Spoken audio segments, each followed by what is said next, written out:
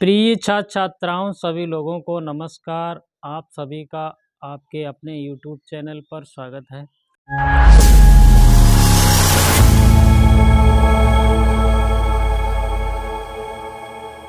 तो हम लोग एक्सरसाइज 3.4 पर पहुंच चुके हैं आप व्यू में। तो उससे एक्सरसाइज 3.4 से संबंधित कुछ इंट्रोडक्शन है, यानी कि उसका बेसिक है। तो हल्का हल्का हम उसको समझाने का आप लोगों को प्रयास करेंगे। आइए देखते हैं। तो किस हमने हेडिंग डाल रखी है आव्यूह पर प्रारंभिक संक्रिया यानी इसको ही आव्यूह रूपांतरण कहते हैं। Elementary operation of a matrix. ठीक है, किसी आव्यूह में 6 प्रकार से प्रारंभिक संक्रियाएं की जा सकती हैं। तो हाँ, थोड़ा थोड़ा लिखेंगे। किसी आव्यूह में 6 प्रकार से प्रारंभिक संक्रियाएं की जा सकती हैं। तीन संक्रियाएं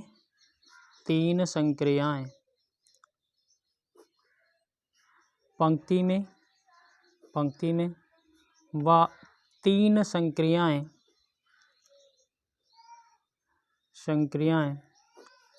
स्तंभ में की जा सकती हैं। स्तंभ में कर सकते हैं हम लोग। तो देखिए इन संक्रियाओं को हम लोग समझेंगे किस आधार पर। जैसे हम बिल्कुल शॉर्ट में समझाएंगे आप लोगों को। जैसे हम एक मैट्रिक्स ले लें, 1 2 3 4। हमने एक मैट्रिक्स ले लिया है।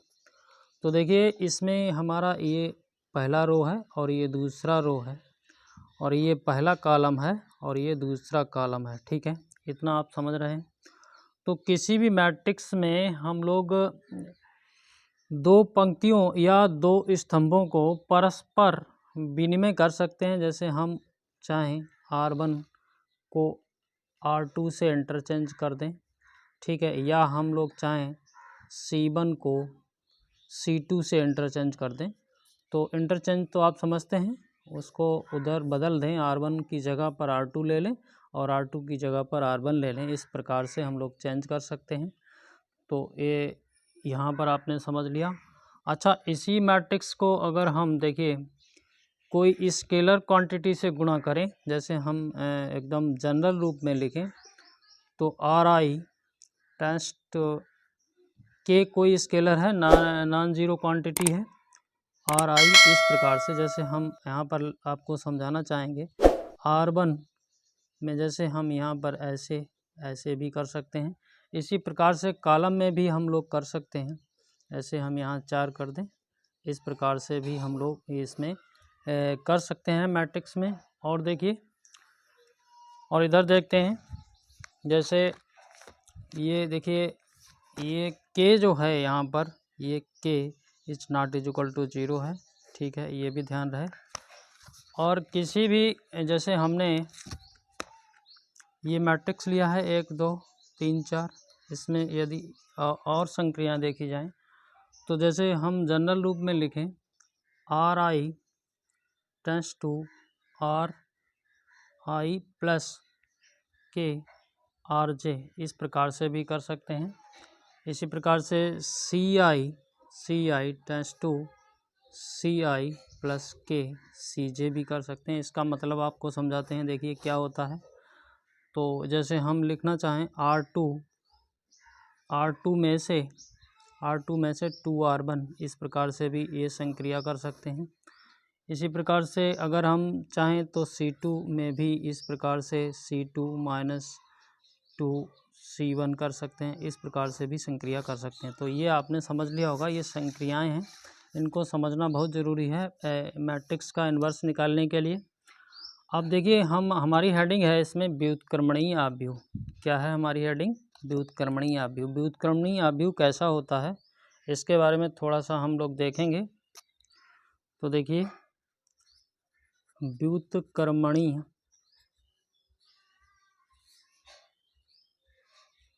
आव्यूह, ठीक है।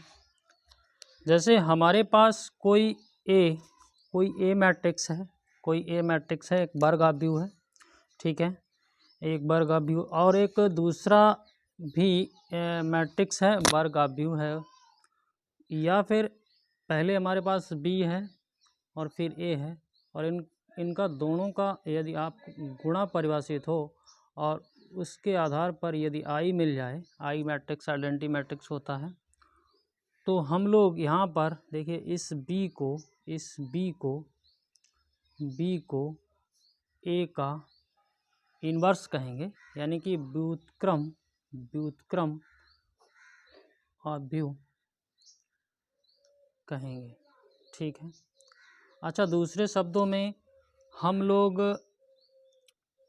ए आव्यूह को बी का व्युत्क्रम भी कह सकते हैं। जैसे हमने इसको बी को ए का व्युत्क्रम कहा है, तो ए को बी का व्युत्क्रम भी कह सकते हैं, ए को बी का व्युत्क्रम भी कह सकते हैं, ठीक है, ये भी आप समझते रहिए। अच्छा, किसी आयताकार आव्यूह का व्युत्क्रम नहीं होता है, एक ये भी नोट रखें, किसी आयताकार आव्यूह का व्युत्क्रम नहीं होता है, ये भी आप नोट रखें, ये नोट पॉइंट है, नोट, ठीक है।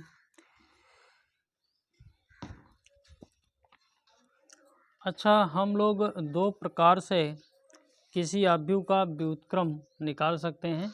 जैसे हम लोग यदि ए बराबर आई ए लिखें, आई ए, और इसमें पंक्ति संक्रिया यानी कि रो संक्रिया, रो ऑपरेशन लगाते चले जाएं, ऑपरेशन लगाते चले जाएं, रो ऑपरेशन, और लगाने के बाद में यदि हम लोगों को आई बराबर बी ए मिल जाए, तो ये जो बी है, ये बी मैट्रिक्स जो है ए का व्युत्क्रम होगा, बी आव्यूह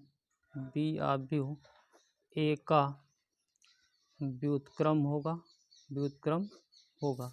इसमें हम लोग रो ऑपरेशन लगाएंगे।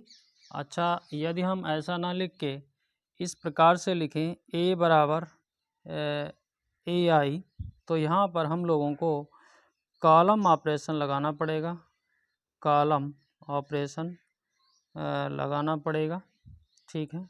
इसमें भी हम लोग उसी तरीके से कॉलम ऑपरेशन करेंगे। तो जब हम इस आधार पर चलेंगे तो हम रो ऑपरेशन लगाएंगे पूरे सवाल में, और जब हम इस आधार पर चलेंगे तो हम लोग कॉलम ऑपरेशन लगाएंगे पूरे सवाल में। तो आइए हम आपको एक क्वेश्चन कराएंगे एक्सरसाइज 3.4 का। तो देखिए पहला ही क्वेश्चन, एक्सरसाइज 3.4। तो देखिए हमारे पास क्वेश्चन है 1 -1 2 3, ये क्वेश्चन है, और इसका हमें प्रारंभिक रूपांतरण के प्रयोग से ए इन्वर्स निकालना है। क्या निकालना है आपको? ए इन्वर्स निकालना है, ए इन्वर्स निकालना।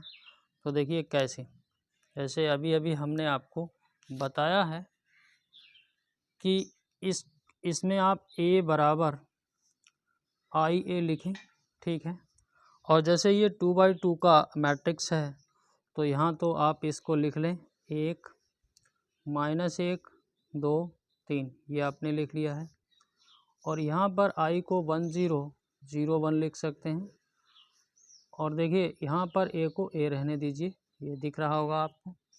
अब आपको इस आधार पर ऑपरेशन लगाना। देखिए हम लोग क्या करेंगे, यहाँ पर हम लोग यहाँ रो ऑपरेशन से सवाल को कर रहे हैं, रो ऑपरेशन से सवाल को कर रहे हैं, ठीक है। रो ऑपरेशन यानी कि पंक्ति संक्रिया से हम लोग सवाल कर रहे हैं।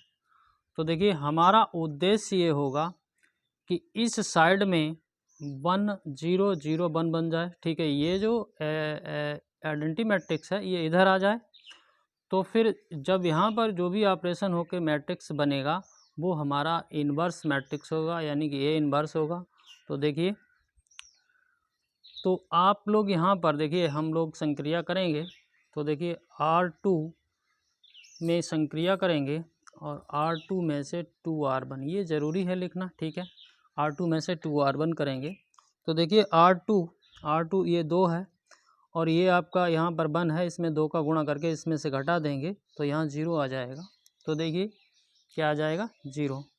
तो देखिए ये इसमें कुछ होना नहीं है, ये तो ऐसे रहेगा, यहाँ पर 0 आ जाएगा।